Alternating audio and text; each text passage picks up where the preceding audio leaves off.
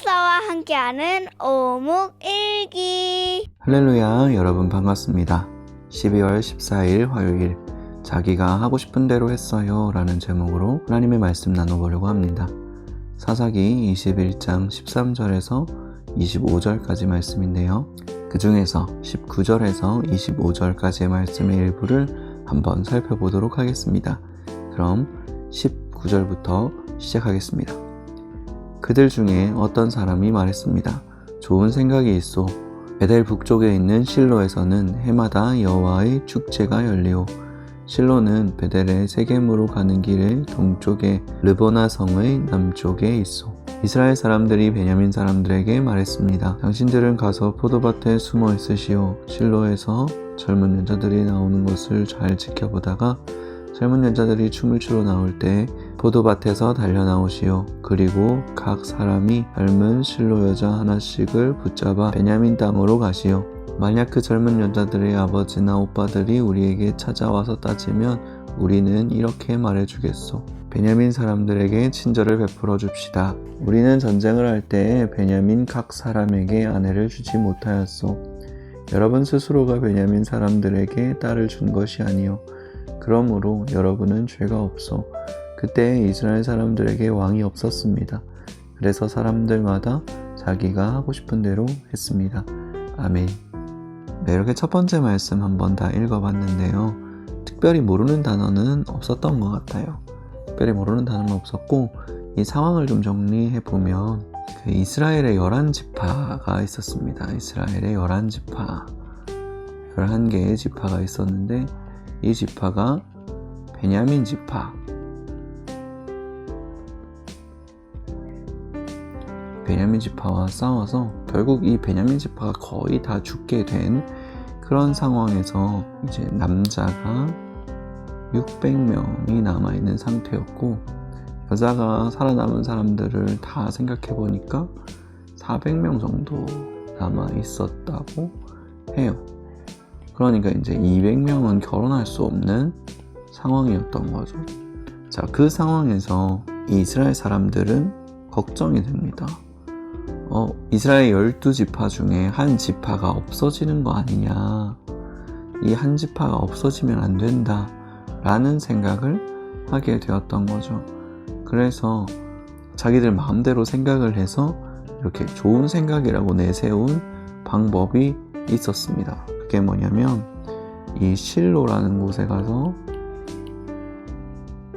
여호와의 예배 때 춤추러 오는 여인들을 납치하라는 거였어요.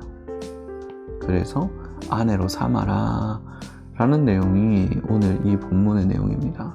그렇게 해야 되는 이유가 있었어요. 그래서 자기 딸들을 그냥 베냐민에게 주지 않고 그렇게 이 납치를 하게끔 만들었던 이유가 뭐냐면, 그 이유는 이스라엘과 이 베냐민 지파가 전쟁을 할 때 그 베냐민 지파에게 자기 딸을 내주는 사람은 저주를 받는다라는 규칙을 자기들끼리 정했기 때문이에요. 그래서 그냥 정식으로 결혼을 하고 딸을 주는 그런 행위를 하면 저주를 받을 거다라는 그 약속 때문에, 맹세 때문에, 자기 스스로 한 그 맹세 때문에 그렇게 하지 못하고, 이 베냐민 사람들이 또 그냥 그렇게 없어지면 안 되니까 이렇게 납치라는 방법을 사용해서 그들이 결혼하도록 만들어 준 거죠. 그 내용이 오늘 첫 번째 본문의 내용입니다. 자, 그럼 우리 두 번째로 한번 읽어볼 텐데요. 두 번째로 읽어볼 때는 하나님께서 내게 주신 말씀을 한번 찾아보면서 읽어보도록 하겠습니다. 그럼 19절부터 시작하겠습니다. 그들 중에 어떤 사람이 말했습니다. 좋은 생각이 있어. 베델 북쪽에 있는 실로에서는 해마다 여호와의 축제가 열리오. 실로는 베델에서 세겜으로 가는 길의 동쪽에 르보나 성의 남쪽에 있어. 이스라엘 장로들이 베냐민 사람들에게 말했습니다. 당신들은 가서 포도밭에 숨어 있으시오. 실로에서 젊은 여자들이 나오는 것을 잘 지켜보다가 젊은 여자들이 춤을 추러 나올 때 포도밭에서 달려 나오시오. 그리고 각 사람이 젊은 실로 여자 한 사람씩을 붙잡아 베냐민 땅으로 가시오.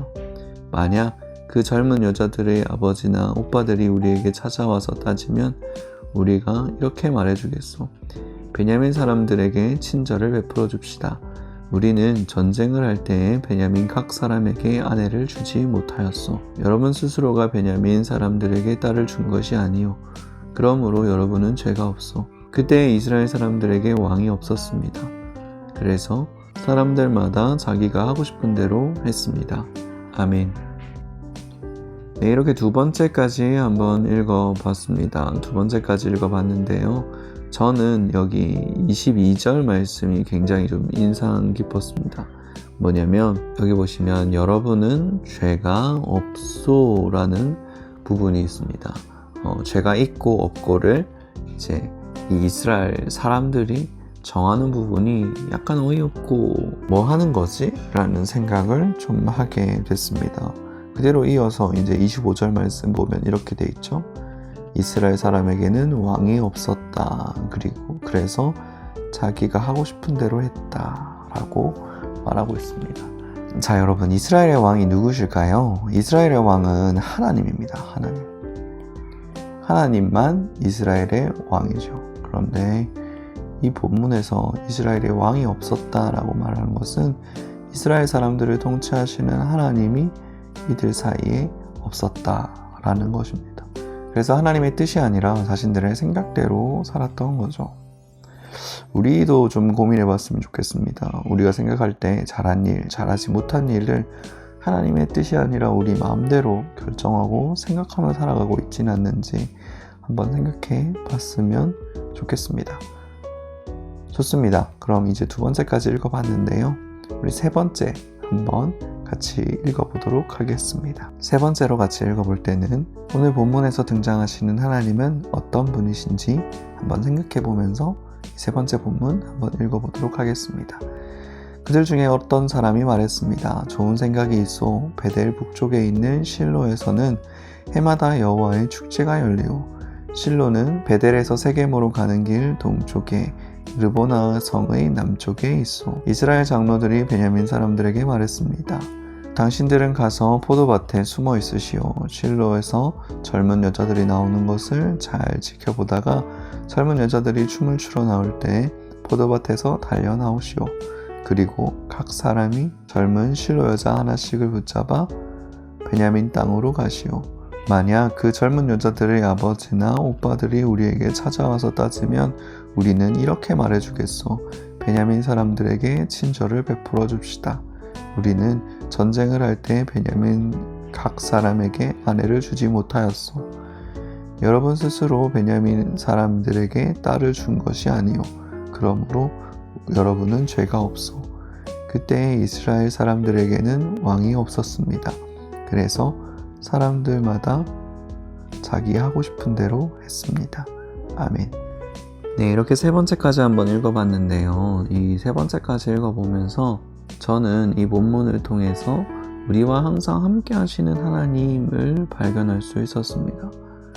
이게 갑자기 무슨 말이냐면 오늘 본문을 통해서 사실 하나님이 어떤 분이신지 늘어나지 않아요. 하지만 하나님은 이들과 함께 하셨습니다. 그런데 문제는 이 사람들, 여기 이 사람들이 하나님이 자기한테 뭐라고 말하고 있는지, 뭐라고 이야기하고 있는지 전혀 들으려고, 하나님의 뜻이 무엇인지 전혀 살펴보려고 하지 않고 있어요. 혹여나 우리의 마음에, 우리의 생각에 이 하나님의 뜻과 하나님의 생각과는 상관없이 내 하고 싶은 대로, 여기 자기 하고 싶은 대로 했습니다 라고 되어 있는 것처럼 그냥 내 생각대로 내 마음대로 하고 살아가고 있지는 않나 좀 돌아보게 되었습니다. 그래서 우리가 이 시간 함께 기도했으면 좋겠습니다. 함께 기도할 때 오늘 우리가 우리를 지키시고 우리를 인도하시고 그 뜻대로 살아가길 바라시는 그 하나님의 말씀을 기억할 수 있도록 해달라고 같이 한번 기도했으면 좋겠습니다. 기도하겠습니다. 사랑해 주님 감사합니다. 우리를 지켜주시고 인도해 주시는 주님 감사합니다.